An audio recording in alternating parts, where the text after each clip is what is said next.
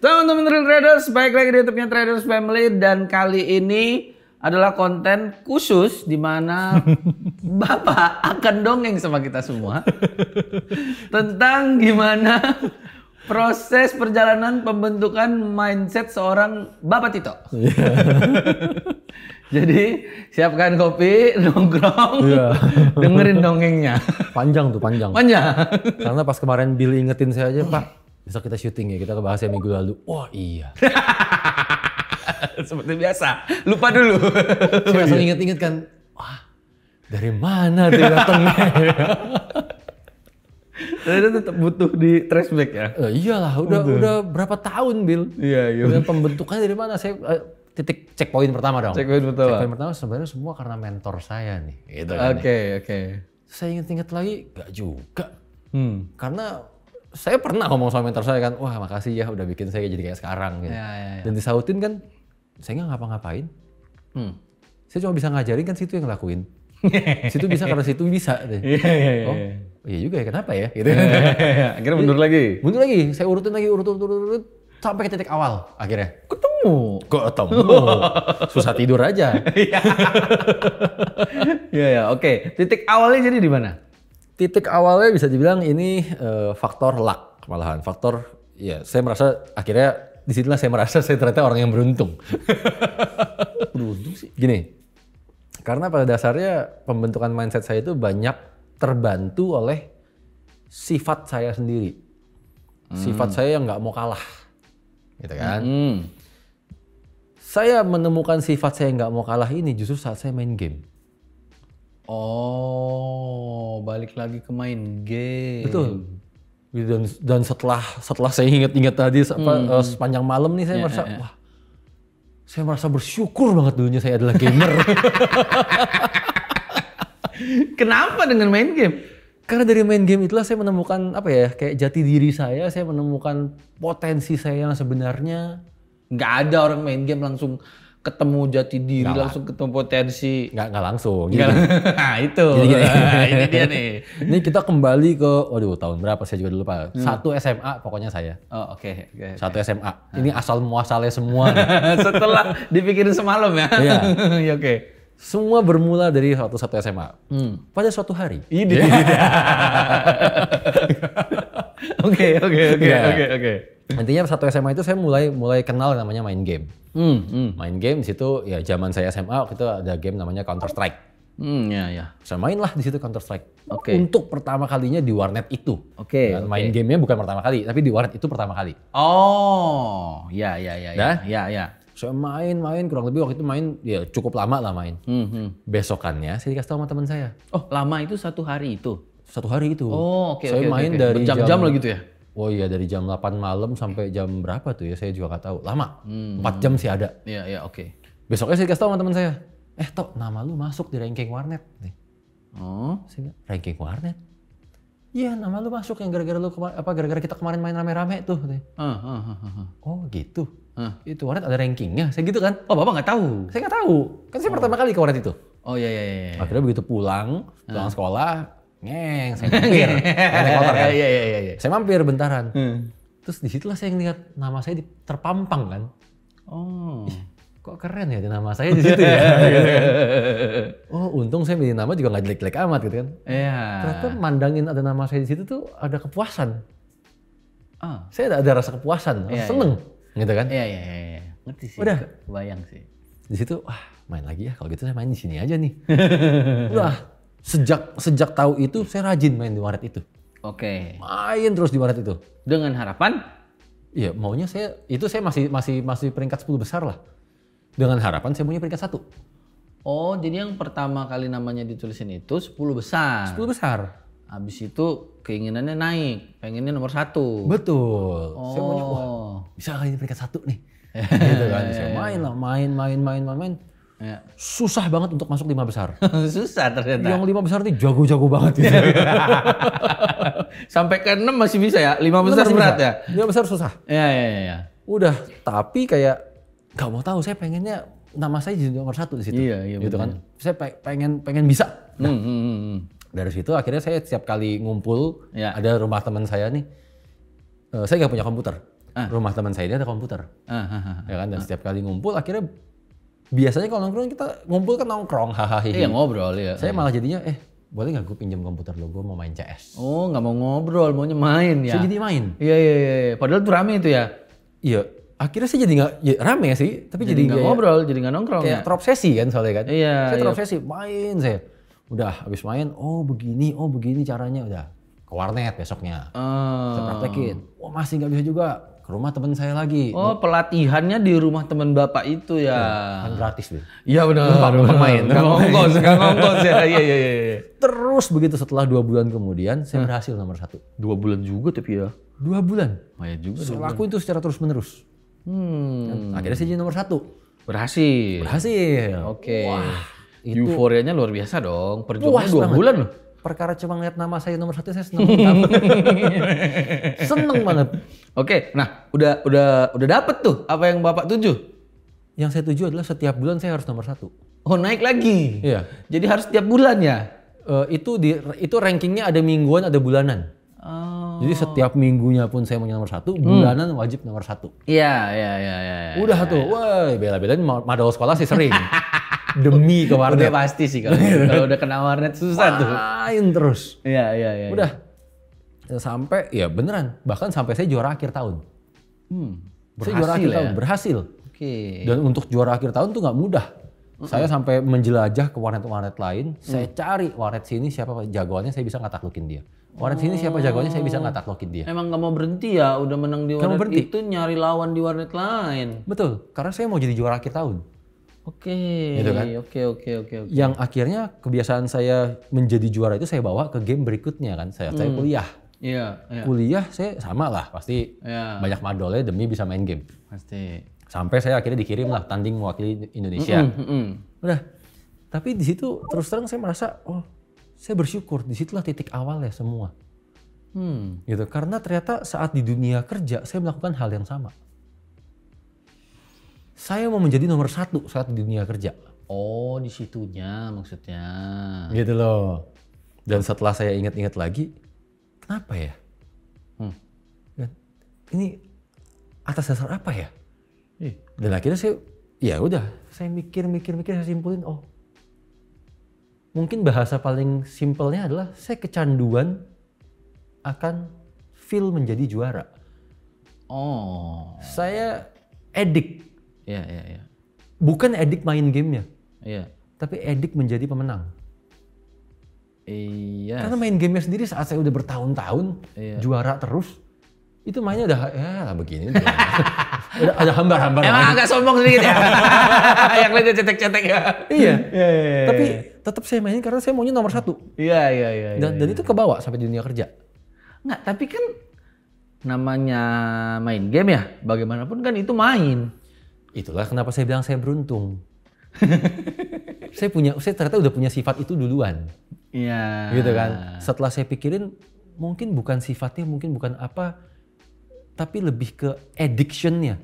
Lebih ke saya nyandu perasaan saat saya jadi nomor 1. Jadi nomor 1. Saya suka menjadi seorang pemenang. Oke. Gitu kan, walaupun gak ada pujian, gak ada apa, ya banyak sih pujian. Walaupun di warnet banyak. Iya, pasti. Tapi gak tahu ya, itu terus yang saya cari. Gitu. Masuklah ke dunia kerja akhirnya kan. Iya. Dan di dunia kerja itu yang kemarin saya bilang kan, awal saya jadi karyawan baru, umurnya cuma 2 minggu saya untuk ngobrol sama teman-teman saya itu. Saat saya ngerasa ini ngobrolin apa nih orang nih. Iya. Saya lebih suka, ya udahlah mendingan saya sendirian. Saya lebih rela makan di meja kerja saya sendiri. Sambil saya gimana caranya saya akan jadi nomor 1 di sini. Di satu tim ini. Enggak, tapi gini. Kalau main game ya, kalau menang itu jelas. Ibarat kalau main CS:GO kan tembak-tembakan tuh. Betul. Ketembak mati kalah gitu. Betul. Lu bertahan hidup sampai akhir lu menang. Betul. Tapi kalau di dunia bekerja kan itu udah game yang berbeda itu. Tapi entah kenapa, entah gimana, feel itu kebawa. Masuk di dunia kerja saya merasa setelah ngobrol-ngobrol, ketakar nih yang ini saya bisa taklukin sebenarnya doang. Yang ini kayaknya belum seberapa skillnya nih. Yang ini kayaknya nggak ngerti-ngerti amat nih. Oh ya udah, saya mau jadi yang terbaik. Terus begitu. Gitu sampai akhirnya di dunia kerja ya udah, saya lakuin cara saya. Saya cari tahu sendiri, saya berani nanya, saya nggak peduli dibilang penjilat lah, mencari muka lah. Iya. Saya nggak peduli. Nggak peduli ya? Tujuan saya bukan untuk naik gaji. Tujuan saya mau jadi yang terbaik. Oh, beda kalau itu. Beda. Tanpa sadar nih, tanpa sadar. Jelas berbeda tuh. Benar. Bener-bener tanpa sadar saya maunya jadi yang terbaik. Karena akan beda kerja buat cari duitnya, cari gajinya, sama cari pengakuannya. Betul. Iya, betul. Saya bahkan nggak cari pengakuan. Saya nggak cari pengakuan. Tapi jadi yang terbaik aja, nomor 1 aja pokoknya. Jadi yang terbaik. Jadi saya kerja di dunia digital marketing. Jadi digital marketing simple kok. Semua masing-masing bikin konten. Iya. Nanti konten siapa yang akan dipilih untuk diposting. Saya maunya itu konten saya. Oh begitu. Masing-masing bikin desain untuk iklan. Ya. Saya maunya itu punya saya. Oh karena memang momennya yang mungkin yang melakukan pekerjaan kayak bapak nih nggak cuma bapak sendiri soalnya. Ya kan satu tim ada 12 orang. Ya. Tapi saya maunya harus saya. Ya. Secara nggak langsung game kompetisinya sama yang lain nih jadinya ya. Betul. Kebawa itu semua kebawa. Saya bilang kayaknya bukan semata-mata karena mentor saya deh. Saya ada faktor luck. Ya kan yang itu semua muncul, tiba-tiba muncul begitu aja saat saya mulai bermain game. Oh, saya tahu. Kalau bapak ngomong faktor luck, mungkin ya ini sempat jadi bercandaan. Kayaknya bercandaan dari dulu sampai sekarang masih ada. Ini orang susunya beda nih, susu formula nutrisinya beda, gizinya beda. Mana ada beda gizi? Tapi ada kan bercandaan begitu? Bercandaan sih mungkin ada ya, tapi kan bercandaan mungkin ada. Nggak kan bisa, dulu dia bilang, ya beda lah bro, susu formulanya beda, harganya juga beda, makannya daging bro. Anak warnet beda anak warnet, makan apa sih? Tapi kan nggak selalu di warnet. Aduh. Saya dari kecil nggak doyan makan orangnya.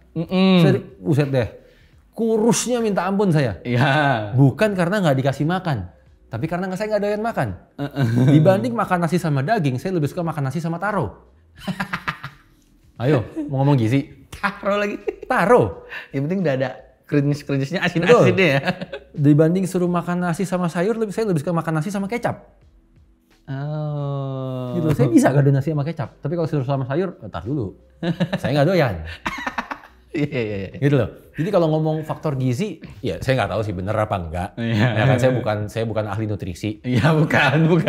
Iya bukan. Bener apa enggak saya nggak tahu. Percaya apa enggak saya nggak percaya. Nah, gitu aja. Karena ngejalaninnya nggak gitu ya.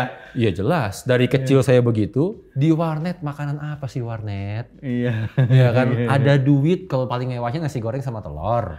Iya. Ya kan, begitu mulai medium nih, udah mulai masuk tengah-tengah bulan, ya kan uang jajan bulanan udah mulai menipis, mie instan dong. Udah pasti. Nggak pakai telur, kalau pakai telur mahal. Iya benar. Ya kan? Masuk akhir-akhir bulan, mau mogi. Itu cara nandain temen udah tipis nih. Nah, yang penting billing warnet kebayar. Benar. Ya kan, perut bisa dihemat kok. Bisa diatur. Minum gelasan mah nggak apa-apa. Betul. Jadi kalau dibilang, ya lagi-lagi kalau dibilang karena gizi sih saya nggak percaya. Dah sebatas nggak percaya. Saya nggak tahu, tapi saya nggak percaya. Oke. Saya jauh lebih percaya faktor lingkungan. Oke. Itu saya jauh lebih percaya dan valid kalau faktor lingkungan. Ntar dulu, lingkungan yang mau maksud yang mana dulu nih? Lingkungan ada berapa sih? Kalau lingkungan cuma ada 2 dong, itu aja dong.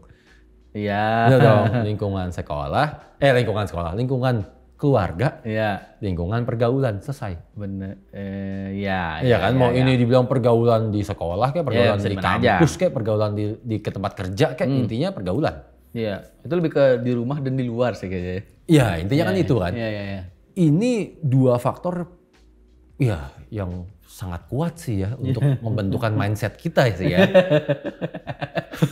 Salah satunya gizi itu kan dari rumah juga.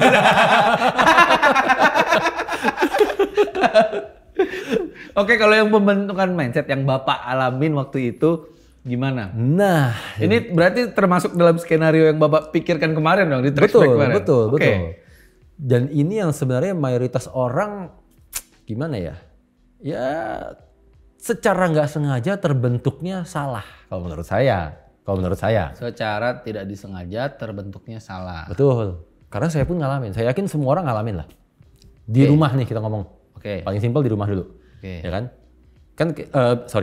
Kita urutin. Minggu lalu saya bilang semua tergantung apa yang kita konsumsi. Ya kan? Semakin sering kita konsumsi itu segalanya akan masuk alam bawah sadar kita dan akan menentukan tindakan kita. Benar. Itu dulu. Benar. Akhirnya jadi pola pikir kita pun begitu. Iya. di rumah sekarang. Tiap hari ketemu tuh. Tiap hari ketemu sama orang rumah. Nah. Kan khususnya orang tua. Mm-mm. Benar dong? Tiap hari dicek. Betul. Dan ya mau gimana? Yang namanya faktor kultur dan budaya, norma dan etika. Sulit tuh. Kita nggak bisa lari kan? Nggak bisa. Saat orang tua mengatakan, ini orang tua loh. Ya, ntar dulu. Tapi kan baik lagi nih tergantung apa yang dikatakan dong. Nah, oke, tergantung apa yang dikatakan. Ya. Tergantung apa yang dikatakan. Saya kasih contoh konkretnya, saya masuk dunia kerja. Oke. Dengan pembawaan saya, dengan sifat saya yang maunya jadi terbaik. Oke. Apa yang saya lakuin di rumah? Saya pulang kerja, saya nyampe rumah, kali ini udah punya komputer, saya nyalain komputer, saya cari tahu lagi. Lanjut. Saya belajar lagi, saya utak-atik lagi, coba bikin ini, coba bikin itu, belajar di sana, ikut webinar, terus kayak begituan. Kalau seorang Patito main game aja kayaknya di warnet sampai subuh kayaknya sebenarnya tuh harusnya tuh. Sampai subuh? Gimana kalau yang ini nih udah di kerjaan soalnya. Sama. Yeah. Padahal besoknya saya harus kerja lagi jam 9. Oke. Ya. Itu yang saya lakukan. Ya kan? Ya. Sekarang kita ngomong kan, apa yang saya konsumsi? Benar dong? Dari orang tua nih. Yeah. Orang tua nggak jauh-jauh, orang tua sayang anak kok. Oh iyalah. Dia akan mengatakan apa sih? Dan inilah yang dikatakan orang tua saya kok. Udahlah, istirahat. Ngapain sih kerja di forsir? Iya. Cari apa sih? Sekali itu. Dapetin saya lagi, udah jam 11 malam, jam 12 malam saya masih depan komputer. Bahkan sekali sampai jam 2 pagi, ditengokin saya masih depan komputer. Oke. Toh udahlah tidur. Udah kayak digaji berapa aja kamu kerja kayak begini? Udah gimana tuh ya dengernya? Bener dong? Iya. Sekali lagi pulang, saya nggak mandi, masih pakai baju kerja langsung depan komputer. Udahlah. Kayak besok langsung naik gaji aja. Bapak sih pakai nggak mandi. Mungkin gara-gara nggak mandi sih. Oke. Nggak. Maksudnya yang saya sampaikan di sini, oke. Ini kita konsumsi setiap hari. Iya. Maksud orang tua kita baik, dia sayang sama kita, peduli sama kesehatan kita. Ya. Betul kan? Ya semua orang tua harus begitu. Tapi sekarang kalau kita berkaca sama kalimat saya minggu lalu, sejalan apa nggak sama tujuan kita? Saya takut jawabnya karena orang tua nih. Betul. Makanya di sinilah kenapa saya bilang ini susah. Karena semua dari kita, siapa sih yang lahirnya total dari langit brojo, nggak ada. Iya. Kita nggak bisa milih lahir dari keluarga mana. Dan rata-rata perlakuan semua orang tua adalah mereka sayang sama anaknya. Iya. Tanpa sadar mereka yang secara nggak sengaja, secara nggak sengaja mengubur mimpi anaknya. Secara nggak sengaja dengan kalimat-kalimatnya yang udahlah kerja yang penting jujur. Udah bener gak sih? Banyak gak sih yang bilang gitu? Udahlah kerja cari apa sih? Iya. Kita pulang malam dikit, kita kerja overtime dikit. Iya udah.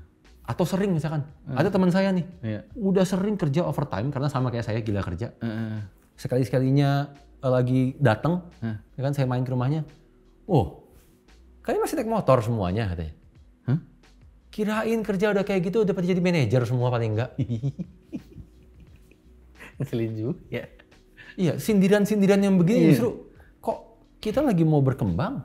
Iya sih. Gitu kan? Iya. Ini tanpa sadar loh. Saya yakin banyak keluarga kayak begini. Banyak. Dan kita nggak bisa lari nih, nggak bisa hindarin nih. Saya sih lari.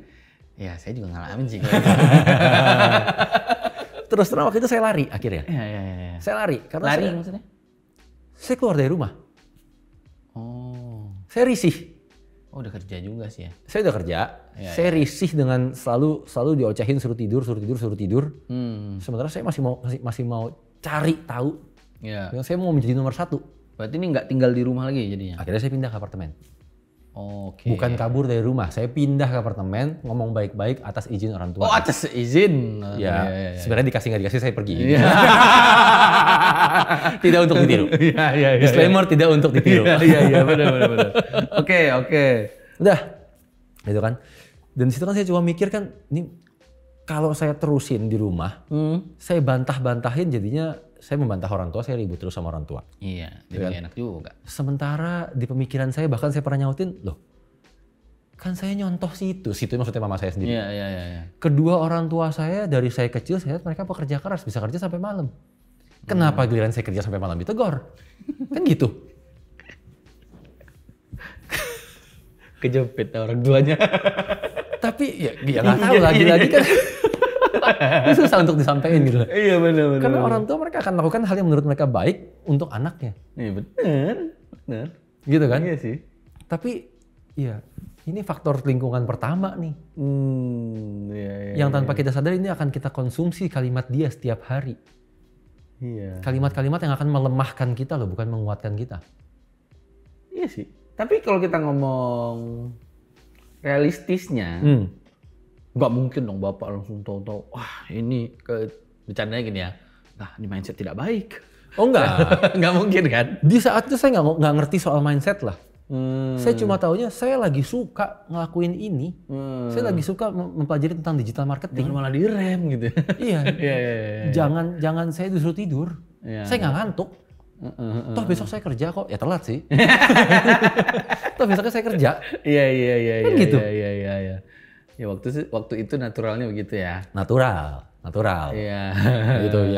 Yang sifat gamernya masih gede banget. Sifat mau menjadi nomor 1 lah. Iya. Kan, tapi kalau kita ngomong setelah saya flashback semuanya, oh ini nih faktor penentu pertama yang mungkin ya membentuk mindsetnya mayoritas orang. Iya. Gak jauh-jauh adalah kalimat-kalimat dari keluarga sendiri. Iya lagi.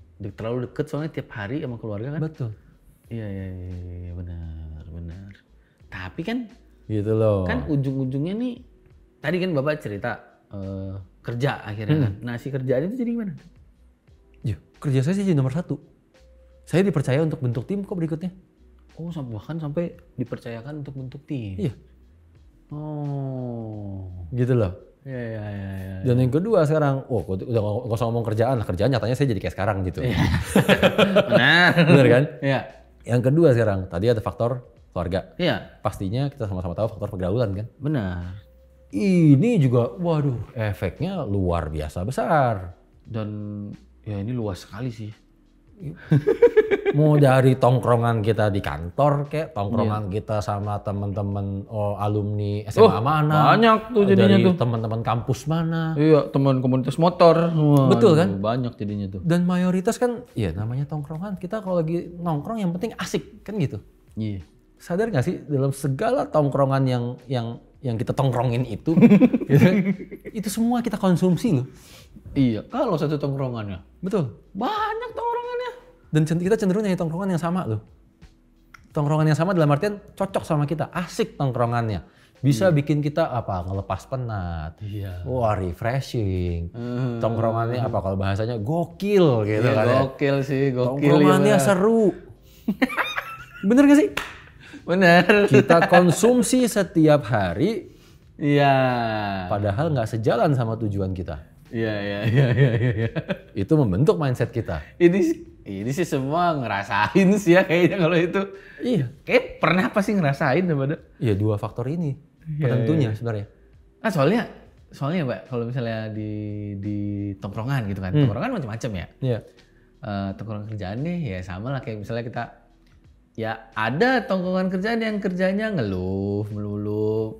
Ngerjain, kantor gua begini. Oh, kantor gua mah begini. Kantor gua lebih parah lagi. Lebih parah, lu masih mending ya. Kenapa jadi lomba-lombaan parah nih? Jangankan begitu, saya pernah lagi ya udah kerja kan, ketemu teman-teman zaman dulu. Ya kan? Oke, kita janjian jam 10 nongkrong. Iya. Nongkrong di warung-warung warung Indomie gitulah. Iya. Gitu kan. Nah, jam 10 saya datang, masih pakai baju kerja saya. Full 1 set masih pakai baju kerja. Pulang kerja jam 10 datang. Iya. Saya nyampe, teman-teman saya itu pakai celana pendek, pakai sendal semua dong. Oh, karena mereka udah pulang nih udah pulang duluan tadinya. Saya jam 10 malam. Oh, oke. Kebayang saya nih. Kebayang dong apa yang terjadi. Dikata-katain pasti kan. Oh iya, gue gila. Nyari apa sih, Tok? Gitu kan. Nyari apa sih, Tok? Iya. Jadi bos sekarang. Waduh. Wih, gila, kerja overtime tuh nyari lemburan. Gitu kan, perasaan gaji masih sama-sama aja. Pertanyaannya, gimana Bapak ngerespon? Ya saya cengirin doang lah, mau apa lagi. Ya namanya kerja, gitu kan. Iya. Tapi kan obrolan kayak gitu tuh nggak sekali loh Pak. Iya, sampai Sering loh, besoknya lagi. nah, disinilah yang membedakan. Banyak orang akhirnya iya juga ya. Iya. Benar juga yang dia bilang ya. Nyatanya gaji kita sama. Iya, bahasa lucunya kadang-kadang kena mental juga kita gitu Iya. dia. Kok iya ya, kok kita jadi kayak orangnya nggak asik lagi ya. Iya. Sementara saya kan, bodo amat. Iya. Mendingan saya dibilang nggak asik di sini deh. Ya udah saya nggak nongkrong lagi. Emang kenapa? Iya. Gitu kan? Iya. Kan itu gak gampang juga sih buat begitu kayak buat kebanyakan orang. Susah, selalu susah. Iya. Gitu. Tapi kalau lagi-lagi kalau saya ngomong di versi saya yang sekarang, kan kalau saya flashback lagi, oh iya ya, itu dulu kita konsumsi setiap hari. Untungnya saya bisa keluar. Untungnya saya memilih untuk membuang. Iya. Gitu loh. Tapi itu kita tadi bicara soal lingkungan rumah ya kan, keluarga. Ini yang di luar rumah, di banyak tongkrongan tadi ya kan. Tapi ada satu lagi yang menurut saya kayaknya ini yang paling susah dihindari dah. Apa ya? Oke lah bisa kabur dari tongkrongan yang kita anggap ya kayak gitulah tongkrongannya. Tapi dia dimanapun dalam satu hari akan selalu pegang yang namanya handphone. Oh. Ya dong. Iya. Ini handphone ini lebih kejam nih kayaknya. Lebih kejam. Enggak, kita masih ralat ya. Enggak lebih kejam. Tergantung. Bisa lebih kejam, bisa lebih baik. Ayo Bill terusin dulu, nanti saya bantah. Saya tahu arahnya kemana nih. Oke. Ya kejam maksud saya karena ya contoh lah karena udah sering secara tidak langsung mengkonsumsi apa ya keluhan-keluhan. Contoh lah sekitar dunia pekerjaan. Betul. Apa budak korporat. Ya, bahkan itu jadi sebuah candaan. Gitu-gitu kan jadinya seakan-akan dia ngerasa iya ya bener ya gua kayaknya nggak nyaman gitu-gitu. Betul. Yang secara nggak langsung mungkin temennya share konten tentang kayak gitu di Instagram, mungkin di story dia lihat. Bahwa kita sama loh semua. Dia lihat 1, lihat 2, lihat 3, ya namanya di handphone di dunia digital algoritmanya jadi nih. Betul. Yang secara otomatis konten yang sama akan disuguhkan terus-menerus nih ke handphone dia nih. Betul. Udahlah terjerumus jadi situ terus. Betul. Kan serem. Diambilnya dari mana sih algoritma seperti itu? Dasarnya dari mana sih algoritma seperti itu dibuat? Sebenarnya algoritma itu dibikin dari kehidupan nyata. Di kehidupan nyata, kita cenderung saya senang nongkrong sama Bill, orangnya asik, gokil, bocor tadi lah. Seru kalau nongkrong sama dia, nggak ada dia nggak rame. Ya. Dan cenderung saya akan selalu mencari tongkrongan yang setipe. Ya. Benar kan? Iya. Kemanapun saya pergi nongkrong, kalau tongkrongannya nggak se-asik Bill orangnya, saya nggak mau nongkrong. Benar kan? Ya. Saya hanya mencari yang sesuai dengan interest saya, sesuai dengan ketertarikan saya. Iya. Ya kan? Saya maunya yang asik, sayangnya. Iya. Saya hanya nyari yang lucu, yang seru. Iya. Sayangnya itu. Karakteristik perilaku inilah yang diadaptasikan menjadi algoritma ya tadi ya. Betul. Iya. Tanpa sadar kita manusia hidup dari zaman kuda gigit sendal sampai kuda gigit besi. Semua begitu, mereka akan cenderung mencari teman yang sefrekuensi kan istilahnya kan. Iya, ada lagi istilah gitu ya. Iya. Algoritma itu masuklah dalam sosial media. Apapun yang menjadi ketertarikan kita, sekarang kita lagi tertarik dengan candaan-candaan. Iya. Atau meme, dikeluarin lah terus. Saya lagi tertarik sama motor, dikeluarin lah terus motor. Saya lagi tertarik sama traveling, dikeluarin lah terus traveling. Iya, benar. Dibilang kejam. Kejam. Tapi kan emang kita yang tertarik sama itu. Iya sih. Iya, benar. Tapi jauh lebih mudah, Bill. Kalau ngomong internet, kita tinggal ubah algoritmanya. Sekarang saya lagi mau konten, saya lagi butuh pengembangan diri. Cari aja banyak-banyak pengembangan diri. Di YouTube, di Instagram, di Facebook, di Twitter, cari banyak-banyak. Pasti langsung ketemu harusnya. Iya kan? Iya benar. Karena itulah yang akan dikasih berikutnya. Iya benar. Bisa sih. Benar dong? Iya. Temen. Saya nggak bisa semudah itu saya geser yang ini masukin yang ini. Kenal juga enggak. Iya sih. Benar nggak sih? Benar juga. Jadi ujung-ujungnya kata kunci cuma satu kok. Ini yang kita konsumsi sejalan apa enggak sama tujuan kita. Iya. Kalau kitanya yang malah terlena, kita yang malah larut, ya kan lantaran ini seru, ini asik, ya sudah. Kita akan mengulang kehidupannya banyak orang. Iya. yang hanya nongkrong yang penting asik, makan nggak makan asal kumpul, saling mengubur mimpi bersama. Iya. Yang penting kita selalu senasib sepenanggungan. Iya, yang saat kita ngomongin ini, ya udahlah terima aja lah. Iya. Daripada nanti malah dikeluarin. Iya. Bener gak sih? Iya. Itu mimpi bersama dikubur rame-rame loh. Tapi gini Pak, tadi kan Bapak bilang kalau di handphone semuanya bisa lebih mudah buat misalnya kita mau self development gitu, tinggal cari nih di Instagram, di YouTube dan lain-lain lah. Tapi menurut saya, biarpun sebenarnya secara teori sebenarnya itu mudah. Tapi untuk ngelakuinnya tuh butuh apa ya namanya? Butuh keinginan yang kuat gitu buat ngelakuin itu. Bener. Kira gitu. Contoh. Nah. Contoh misalnya, tadinya saya kelakuannya gimana, pengen jadi lebih baik misalnya gitu. Saya cari tahu sekali 2 kali. Lalu besoknya di DM sama teman saya konten yang begini. Satu, ya. 2, DM lagi, 3 lagi, balik lagi ke situ lagi. Betul sih. Agak sulit kan di situ kan. Jadi butuh keinginan yang gede itu kayaknya. Iya, kalau gini, maksudnya saya juga dari tadi ngomong tuh bukan berarti terus saya nggak punya teman sama sekali, nggak. Kan saya datang tetap nongkrong sama teman. Iya. Ya kan. Bill ngirimin saya kadang-kadang konten lucu-lucuan, saya juga sering ngirimin kok yang lain kadang-kadang. Iya. Konten lucu. Ya udah, saya tahu nih konteksnya refreshing. Iya benar. Bukan saya terusin, saya cari nextnya lagi. Iya. Satu postingan itu saya tonton hahaha oke. Gitu kan? Selesai. Iya benar. Gitu loh. Saya datang ke tongkrongan. Bill juga sering ngedapetin saya kok. Saya nongkrong, lagi topiknya menarik, saya suka, misalnya lagi ngomongin motor gitu kan, atau jadwal touring. Iya. Itu saya terlibat dalam obrolan itu. Oh pasti kalau itu. Begitu obrolannya bagi saya udah nggak menarik, buat saya paling nggak. Iya. Ya udah, saya hilang. Badan saya masih di situ, otaknya udah nggak. Iya benar. Gitu kan? Iya sih. Iya mau gimana ya, kalau ini saya konsumsi, masuk sih habisnya. Iya. Mendingan saya asik sendiri, ngapain kek? Iya. Kayaknya berarti apapun yang kita konsumsi sengaja ataupun tidak disengaja itu mungkin ya tergantung gimana nyikapinnya lagi. Bukan nggak boleh sih sebenarnya. Boleh. Jadi ya contoh ya kita kirim-kiriman jokes lah gitu. Cuman kita tahu nih batasnya ya udah bercandaan doang gitu. Betul. Jadi momen saya paling kesentilnya adalah ya tadi semua berkat mentor saya. Yeah. Setelah saya ada mentor, saya mulailah dicekokin kata-kata soal semua itu parameternya cuma soal waktu, tenaga, uang. Dah. Bentar dulu, setelah fase-fase yang tadi ini akhirnya sampailah nih ke fase yang ketemu mentor ini nih. Betul. Oh. Dan saat ketemu mentor saya mulai mengerti apa itu mindset, cara membentuk mindset dan lain-lain. Ya kan? Yang sering diulang adalah soal waktu, tenaga, uang. Iya. Kita nggak akan bisa dapetin tiganya. Ketiga itu nggak mungkin dapat berbarengan. Dalam hidup harus selalu ada yang kita korbanin. Ya. Harus selalu ada gitu. Sekarang saya waktu itu masih umur 25. Ya. Sekarang masih muda. Yang kamu punya sekarang apa? Yang kamu nggak punya apa? Sudah jelas. Tenaga pasti dong. Wah, berlebih-lebih. Waktu kita juga banyak. Waktu banyak. Iya. Yang nggak punya uang. Iya, itu yang kita cari dulu. Iya. Silakan korbanin waktu dan tenaganya. Iya. Untuk uang. Gitu kan? Iya. Saya dengar mentor saya ngomong begitu, saya makin ngerasa, oh bener berarti setiap hari saya melek begadang. Saya korbanin tenaga dan waktu saya. Iya. Gitu kan? Ya orang mungkin itu kan korbanin kesehatan. Ya temporary lah. Kayak gitu kan. Iya.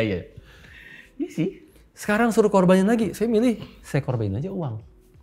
Iya. Kalau sekarang saya posisinya saya korbanin uang. Saya korbanin ya oke lah waktu. Iya. Tenaga jangan. Tenaga jangan. Ya kan, tenaga saya udah mulai nih. Jangan, saya juga repot nanti kalau itu ya. Yang itu harus diirit-irit ya. Ya maksudnya harus ada yang dikorbanin kan. Iya. Saya nggak bisa, oke saya maunya uang, tenaga, waktu saya kerjanya semuanya sendiri. Iya. Ngerti. Saya ngerti. Tapi itu semua terjadi waktu itu obrolan bersama sang mentor lah waktu itu ya? Wah obrolan panjang Bill, bukan cuma satu kali. Iyalah. Jadi kalau mentor saya ini nempak itu bisa dibilang proses saya mulai paham semuanya dari apa yang diajarin itu mungkin 2 tahun sendiri kali. 2 tahun saya banyak ngerasain nggak enak sebenarnya. Nah sebentar dulu, menarik. Bapak bilang banyak ngerasain nggak enak.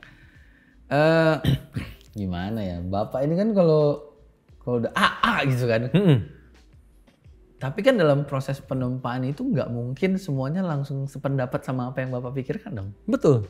Gimana tuh? Kan ya satu sisi mentor. Kalau keluarga tadi di rumah kan ada solusinya tuh kan. Iya. Ya udah dah, gua ke apartemen deh gitu. Iya. Nah kalau ini gimana? Cenderung nggak bisa lari saya. Karena mentor saya caranya lebih smooth. Oh gitu. Lebih halus. Contoh misalkan atau bilang, Iya. ayo besok kita ke ini ya, ke PI. Ya kan nanti kita kumpul-kumpul ngobrolin soal apalah gitu kan. Ya oke. Oh, oke. Udah, itu bisa ngumpul datang orang 5 termasuk saya. Iya. Dan yang 4 orang asik ngobrol. Saya udah kayak hantu aja dianggap nggak ada. Itu bisa ngobrol 3 jam, Iya. 4 jam. Dan saya cuma bengong ini. Karena obrolan mereka saya nggak ngerti sama sekali. Ya, kebayang saya kebayang. Mending kalau cuma sekali. 2 tahun saya dibegituin. Diajak pergi, nggak diajak ngomong. Diajak pergi, nggak diajak ngomong. Iya. Ya kan, awal-awal kan kayak kita mikir, ngapain sih di sini nih? Iya. Kayak orang bego nih. Ngapain sih gue dibawa ke sini? Nah itu, ini Bapak nyeritainnya aja ada ekspresi kekesalan gitu. Oh kesel banget. Gimana pas ngejalaninnya tuh? Karena saya berasa, 2 tahun loh. Berasa kayak buang-buang waktu nih. Mendingan saya pulang, mendingan saya ngapain kayak gitu kan. Iya. Tapi terus-terusan saya diajak. Kok nurut? Iya, awalnya kan karena nanti ikutnya ke sini. Ada obrolan ini menarik. Ada obrolan itu menarik. Gitu kan. Terus tuh sampai mulai saya mulai mikir. Ini daripada saya bengang-bengong doang, daripada saya bersungut-sungut doang, menggerutu doang gitu kan. Iya. Saya dengerin aja deh, ini orang pada ngomongin apa sih. Oh. Mulai saya dengerin obrolannya. Sekali, 2 kali, 3 kali. Terus lama-lama kan kita mulai ngerti pola pikir mereka. Kita mulai mengerti apa ya, hal-hal yang menarik untuk mereka. Cara mereka memecahkan masalah. Ya. Itu mulai, seru juga ya lama-lama ya. Oh, dapat serunya? Dapat serunya. Oke. Gitu loh, sampai ya satu kali momen ya kita ngobrol cuma berduaan doang.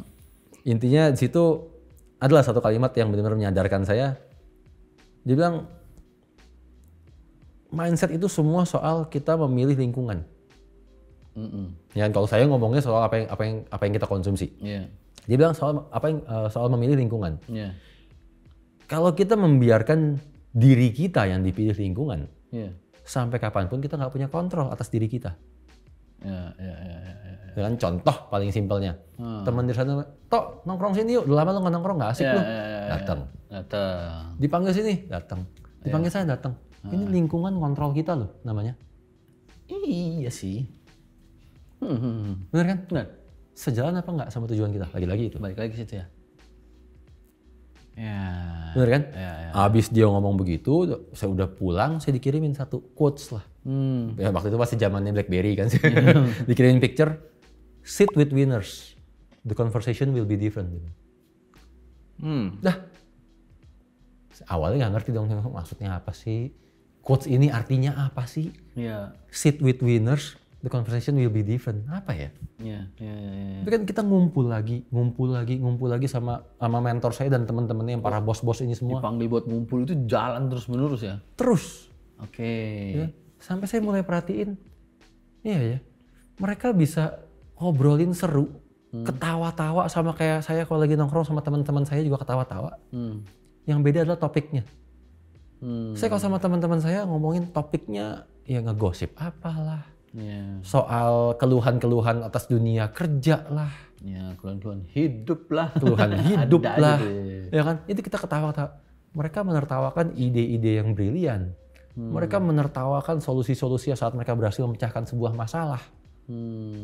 Jadi, oh iya ya, sit with winners. Obrolannya pun beda ternyata. Oh itu momen akhirnya Bapak menyadari. Ngerti saya akhirnya, menyadari saya bahwa topik yang menarik untuk mereka pun beda. Ya. Bahkan kalau kita tahu, sekarang lagi populer nih ini hal apa gitu saya bawa dari Facebook gitu kan. Nggak ngerti mereka semua, nggak tahu mereka semua. Mereka ngumpul bisa 9 orang, mungkin cuma 1 yang punya Facebook. Ya. Gitu loh. Berarti setelah, ya tadi kan awalnya diajak terus 2 tahun lagi kan. Dan Betul. awalnya menggerutu. Lalu kemudian ada satu momen dikirimin quotes itu, sit with the millers. Iya. Lalu kemudian dapat nih momen Bapak menyadarinya. Ya. Selanjutnya gimana prosesnya? Ya selanjutnya semua saya filter. Oh. Saya filter. Bener-bener kayak dapat nih ya momentum dari segi berpikir, mindset apa segala macam itu kayak. Betul. Oh, ya ini kadang gitu. kita melakukan kegiatan-kegiatan, lagi seneng sama teman-teman baru. Iya, Dan sempat larut sesaat tapi, oh ya. Hmm. Oke, ini saya udah mulai konsumsi ini setiap hari nih. Iya. Begitu udah mulai dikonsumsi setiap hari, ada perilaku yang berubah nih. Iya kan? Iya. Mau diterusin apa enggak? Iya. Ya. Gitu loh, buang ya buang aja. Ya kan, balik-balik ujungnya tetap ke waktu, tenaga uang lagi ya. Waktu tenaga uang harus ada yang dikorbanin. Nggak bisa dapat tiga-tiganya. Orang bilang, oh sempat kita bahas tuh, work-life balance. Itu lagi benar. Waktu tenaga uang mau dapat tiga-tiganya. Iya. Sadar nggak sih yang dikorbanin masa depan sebenarnya? Iya. Nantinya setelah 5 tahun kemudian, 10 tahun kemudian makan tuh work-life balance. Saat ngerasa, iya ya dulu gua ngapain aja ya. Iya, baru kepikiran. Baru kepikiran. Ternyata apa yang kita lakukan selama ini, ya nggak guna gitu. Iya. Ya mudah-mudahan dengan konten ini, dengan ya dongeng Bapak tadi ini ya. Semoga ya harapan saya sih teman-teman bisa lebih ngefilter lah apa yang dikonsumsi karena sebenarnya impactnya ke banyak hal ya Pak ya. Betul, balik lagi kata kunci cuma satu kok. Yang kita konsumsi sejalan atau enggak sama tujuan kita. Iya. Begitu kita sadar ini nggak sejalan, buru-buru dibuang. Iya. Nggak usah takut. Ya. Dan nggak usah takut diketawain orang gitu loh. Tiba-tiba dia ngomong gini, ya itu kan beda, bukan mindset trading. Gimana Pak? Bapak jawab apa kira-kira kalau makan? Ya pikir sendirilah. Masih nggak ngerti terus. Karena simpel. Jadi saya bilang gini, seringkali kita mikir, kita terlalu takut untuk diketawain orang. Ya. Bener kan? Ya. Saat kita nggak nongkrong lagi sama teman-teman, kita diketawain teman-teman, dibilang udah nggak asik lagi. Kita lagi mau fokus kerja lah, kita lagi mau fokus berolahraga lah, kita awal Ya. pasti selalu ketawain orang kok. Iyalah. Kan? Tapi saya ingat kemarin, saya sempat lihat juga di konten. Simpelnya gini, saat kita belajar nyanyi, seorang penyanyi yang beneran gak akan ngetawain kita loh. Yang ngetawain kita justru orang-orang yang gak pernah nekunin untuk jadi penyanyi. Oh, iya. Saat kita mau belajar lagi mau fokus olahraga, Iya. yang ngetawain kita orang-orang yang justru gak suka olahraga. Iya. Sementara mereka-mereka yang fokus olahraga beneran, mereka akan ya tahu ini proses semuanya. Iya, Mereka gak akan ngetawain kita walaupun gerakan kita salah. Benar. Bener kan? Mau jadi trader sekarang. Iya. Oke, lagi fokus backtest lah. Iya. Ya kan, lalu belajar untuk menemukan metode, mengenali pola-pola. Iya. Yang ngetawain cuma orang-orang yang nggak ngerti. Jadi nggak usah dipusingin gitu loh. Saat kita diketawain sama lingkungan kita yang mereka dasarnya emang nggak mau maju. Iya benar. Kan gitu. Iya. Yang sesama trader tahu itu prosesnya, emang harus begitu. Mereka nggak akan ketawa. Iya. Iya lagi. Simpelnya begitu. Simpel. Ya mudah-mudahan bisa difilter lah ya. Iya, harusnya. Jangan semua dikonsumsi, tergantung gimana kita nyikapinnya lagi. Ya, konsumsi, telan ada yang buang. Oke, teman-teman mudah-mudahan ngerti. Kalau nggak ngerti, tonton 2 kali 3 kali lagi dah. So it's now or never and change your life. Bye.